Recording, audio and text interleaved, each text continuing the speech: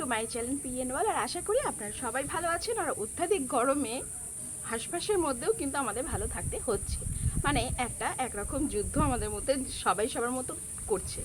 ঠিক এখন যেটা সব জায়গাতেই এর বিষয়ে আমি আলোচনা করব। সব জায়গাতে আমি যেটা দেখতে পাচ্ছি তোলপাড় করছে সেটা হচ্ছে এই কৃষ্ণকালী মা অথবা সোনা মা, এই একটা মঙ্গলা মা, এই তিনটে নাম জুড়ে আছে কিছু কিছু ভিডিও আর কিছু কিছু মানুষের ক্রিয়েটিভিটি। তো এইখানে আমি ক্রিয়েটিভিটি আমার খুব পরিচিত একজন, আমার একটা খুব আদরের স্নেহের ভাই, তার বিষয়ে আমি আজকে কিছু কথা নিয়ে আপনাদের সঙ্গে শেয়ার করব। তারপরে দক্ষিণেশ্বর উনি একদিনকে একটা ভিডিও করেছে, আমি দেখছিলাম, সেখানে বলছে তারাপীঠেও যা ভিড় হয় না তার থেকে বেশি ভিড় হয় আমার এখানে। তারপরে আরেকটা ভিডিও দেখেছি, দক্ষিণেশ্বরও এত ভিড় হয় না যে ভিড় আমার এখানে হয়। কোটি কোটি টাকা, যে ভিডিওটা আমার চোখের সামনে পড়েছে, কোটি কোটি টাকা রোজগার করছে, রোজগার করার পরে সেইগুলো নিয়ে নিজের ইচ্ছা মতন ঘর বাড়ি করছে, জায়গা জমি রাখছে। এইগুলোই ভিডিওর মাধ্যমে আমরা জানতে পেরেছি।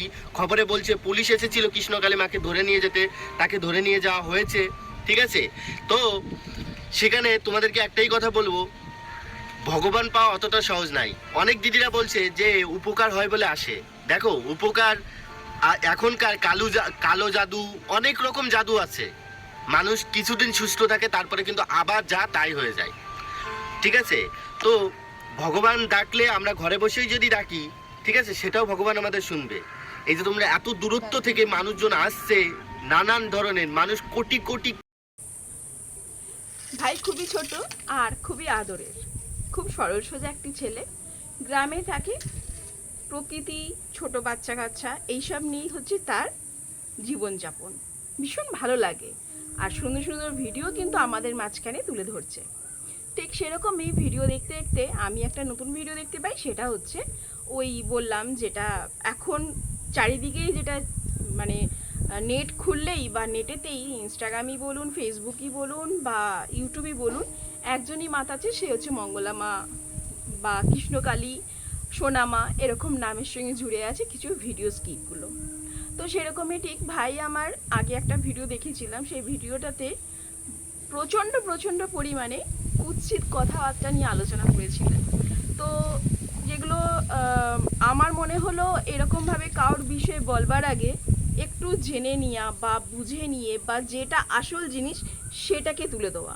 কিন্তু সেখানে আমার ভাই নিজের মুখেই বলছে যে আমি কিন্তু পুরো ভিডিওটা দেখিনি বা না জেনে শুনে, যেরকম মানে আমি ভালোভাবে বুঝিয়ে বলছি যে একটা শিয়াল ডাকলো মানে সব শিয়াল সেই একই সুরে ডাকছে, সেরকম টাইপের ঠিক ভাইটা করে ফেলেছিল।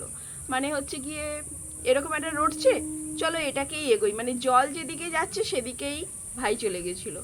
তো ভাই নিজের ভুলটা তুমি বুঝতে পেরেছো, সব থেকে আগে বলবো এটা তুমি অনেক বড় ব্যাপার যে তুমি তোমার নিজের ভুলটা বুঝতে পেরেছো। আর এত মন খারাপ করার কিছু নেই, ভুল বুঝতে পেরেছো, ক্ষমা চেয়ে নিয়েছো সবার থেকে। আর ওই ভিডিওটা করে মানে তোমার নিজের যে খারাপ লেগেছে সেটা কিন্তু সব তোমার চোখে মুখে আমরা সবাই বুঝতে পেরেছি। আর প্রচণ্ড অনেক লোকে তোমাকে যা তা কমেন্ট করেছে। আর এটা গায়ে মাখলে হবে না, কারণ সোশ্যাল মিডিয়াতে শুধু যে তুমি ভালো মানুষই পাবে বা ভালো বিচারই হবে সেটা নয়, তাদের মতামতগুলো কিন্তু গুরুত্ব করে আমাদের উপরে। তো ঠিক আছে, ওটা তুমি অনেক রকম শুনেছো, আমি এটাই তোমায় বলতে চাইলাম, তুমি অনেক কিছু সহ্য করলে, মানে অনেকজন তোমাকে ওই ভিডিওটা করা নিয়ে তুমি অনেকজনের কথা শুনেছো এবং নিজেও বুঝতে পেরেছো যে তোমার কোথাও একটা ভুল হয়েছে।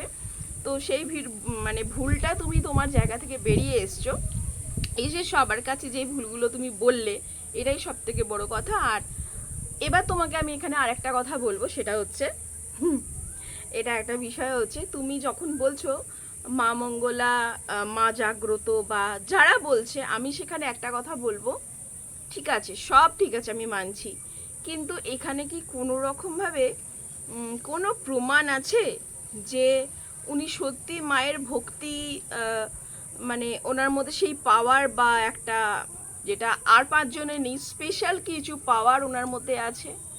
একটুখানি তুমি ভাই একটু মাথাটা খাটিয়ে দেখো তো, এরকম কি কোনো রকম কোনো কিছু অল্প বিদ্যাও তুমি কি সেটা জানতে পেরেছো যে ওনার মধ্যে স্পেশাল কিছু আছে আর পাঁচজন মানুষের থেকে একটু আলাদা? হ্যাঁ, বুদ্ধিটাই তো স্পেশাল, সেটা তো সবারই, তোমারও এক রকমের এক ক্যাটাগরির বুদ্ধি আছে, হয়তো আমারও আছে, ওনারও আছে, সেটা আমি বলছি না। এই যে ভগবানের যে পাওয়ারটা, ভগবান যে ওই যে ব্যাপারটা বা এই যে ত্রিশূলটা উনি কোথা থেকে পেলেন, সৃষ্টি কোথা থেকে হলো, অথবা এখানেও আমি একটা বলবো মানে এইগুলো না অলৌকিক ঘটনা, তো এইগুলো কিন্তু আমি কোনো রকম রোস্ট করছি না। আমার ভিডিওটা যারা দেখছেন সবাইকেই আমি একটা কথা বলবো, আমি কিন্তু কোনো রোস্ট করছি না, ব্যাস এটা একটা অলৌকিক ঘটনা।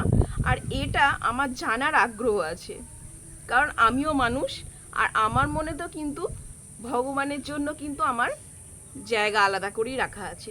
তো আমি সেই জন্যই জানতে চাই এই অলৌকিক যে শক্তিটা সেটা উনি কোথা থেকে পেলেন, আর এত দিন কোথায় ছিল, ওনার কিছু দিনের পিছনে কি কি আছে, এইগুলো একটু খোঁজ খবর নাও, তারপরে তুমি এত ডিটেলসে আবার ভিডিও করো। তো আমার মনে হলো এইটুকুটা বলা দরকার আছে। আর হ্যাঁ, ওনার আমি যেটুকু জানতে পেরেছি মানে ওনার কিছু রিলস থেকে বা ভিডিও থেকে আমি জানতে পেরেছি যে উনি কোনো একটা চিট ফান্ডে অ্যাকাউন্টের কোনো চিট ফান্ড অ্যাকাউন্টে না কোনো একটা কোম্পানিতে উনি চাকরি করতেন। খুব স্মার্ট একটা লুক, যদি আমি ফটোটা পাই তো আমি এখানে শেয়ার করব, আপনারা একটু ভালোভাবে দেখে নিন। তো এরকম একটা লুক ছিল। তো তারপর থেকে নাকি উনি ঝাড় খেয়ে ওখান থেকে ওনাকে বার করে দেওয়া হয়েছে। বার করে দেওয়ার পর এই জায়গায় আসে এবং উনি একটা নিজের চ্যানেলকেও ক্রিয়েট করে যাতে আরও 5 জনের কাছে জিনিসটা ছড়িয়ে যায়, তো সেরকম একটা কাজ করেন। তো এই হচ্ছে, এইটাই আমি এখন এই দুটো জিনিসই জানি। ওনার আগে আর কিছু জানি না। ওনার আগে মানে এই যে পূজারী জীবনের আগে উনি কোনো চিট ফান্ডে কোনো একটা বিজনেস করতেন, কোনো কাজের সঙ্গে যুক্ত ছিলেন, ওখান থেকে ওনাকে বার করে দেওয়া হয়েছে এইটুকু জানি। আর ওনার হাজবেন্ড ফুচকা বিক্রি করতেন বা ফুচকা ব্যবসায়ী ছিলেন। আমি ওনার ভিডিও দেখে বলছি যে উনি নিজের মুখেই বলছে যে ফুচকার অর্ডার আসতো, ফুচকা ভালো, আমি কোনো ব্যবসাকেই বা কোনো কাজকেই আমি ছোট বলে বলছি না। এটা কিন্তু আমার কথাটার অন্য কিছু নেবেন না যে ফুচকাওয়ালার বউ, এটা কিন্তু আমি একবারও বলছি না। ঠিক আছে, উনি করে খাচ্ছেন, সেটা 5 টাকা হলেও উনি করে খাচ্ছেন, 50 লক্ষ টাকা হলেও উনি করে খাচ্ছেন, তো আমি সেটা নিয়ে কিন্তু কিছু বলছি না। আর ফুচকা বিজনেস মানে এটা আমি বলবেন যে আমি খারাপ উদ্দেশ্যে বলছি, এরকমও কিন্তু নয়। তো ওনার হাজবেন্ড ছিলেন ফুচকা বিক্রেতা বা ব্যবসায়ী, যেটাই হোক না কেন এরকম কিছু। এখন উনি আর করেন না, মায়ের কাছে উনি সব সমর্পণ করেছেন। আচ্ছা, আর হচ্ছে ওনার একটা ফ্যামিলি পুরোপুরি আছে, আর কি, বাস আমি এইটুকুই জানি। তো বাকি তোমরা সবাই আমাকে একটুখানি আমার এই অলৌকিক যেই ওনার যে ক্ষমতাটা সেটার বিষয়ে যদি আমাকে একটু কিছু অল্প স্বল্প হলেও যদি আমাকে জানাও, তো আমি মানে মন থেকে অনেক শান্তি পাবো। এটা হচ্ছে ব্যাপার। তো ব্যাস আমার এইটুকুই বলা ছিল। আর তুমি সত্যি নিজের ভুলটা বুঝেছো, এটা সব থেকে বড় কথা। আর এরকম ভিডিও করবার আগে একটু হলেও বুঝে সুঝে করো, কারণ একটা তোমাকে জানতে হবে তোমার কিন্তু চ্যানেল বড়, অনেক বড় চ্যানেল। আর এই চ্যানেলে কিন্তু বহু লোক তোমার ভিডিওটা দেখছেন, তোমাকে কপি করছেন। তো তোমার একটা ভুলের জন্য কিন্তু সেরকম মানুষেরও কোনো রকম ভুল হতে পারে। তাই ভুলটা না করে আগে একটু ভালোভাবে জানো, বিষয়টা নিয়ে আলোচনা করো, একটু সময় না লাগাও। তারপর ওই জল যেদিকে যাচ্ছে তুমিও সেদিকে চলে গেলে, ওইটার থেকে আগে কিন্তু জলটা কোথা থেকে আসছে আর ঢালটা কতদূর যাচ্ছে, ওই পজিশনটা কিন্তু বা কার ওপর দিয়ে যাচ্ছে বা জলটা কি রকম হতে পারে সেইগুলো কিন্তু একটু লক্ষ্য করো। তো ব্যাস এই হচ্ছে আমার বলা। ভালো থাকো, সুস্থ থাকো আর আনন্দ থাকো। আর আমার যদি কোনো কথাতে তুমি দুঃখ পাও, ঠিক আছে? তো রঘু ভাই এইটুকুই আমার বলার ছিল। এখন আমি ভিডিওটা শেষ করছি। সবাইকে আজকের জন্য এখান থেকে আমি বিদায় নিলাম। আসছি আবার নতুন কিছু নিয়ে। এখনের জন্য টাটা।